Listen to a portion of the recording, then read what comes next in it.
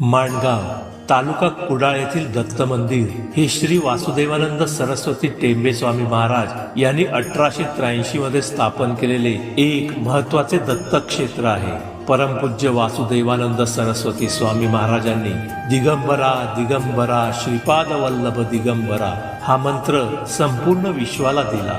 अशा महाराजांचे जन्मगाव हे माणगाव होय। त्यांचे जीवन म्हणजे अद्भुत विलक्षण अवतारी पुरुषाचे आदर्शपूर्ण चैतन्यमय चरित्र आहे।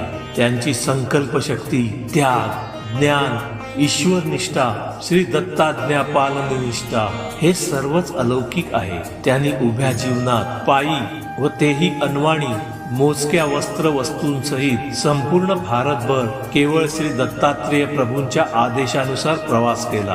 त्यांच्या भ्रमणात देव देवता, पवित्र तीर्थे आणि सानिध्य व परमानंदाचा अनुभव असे।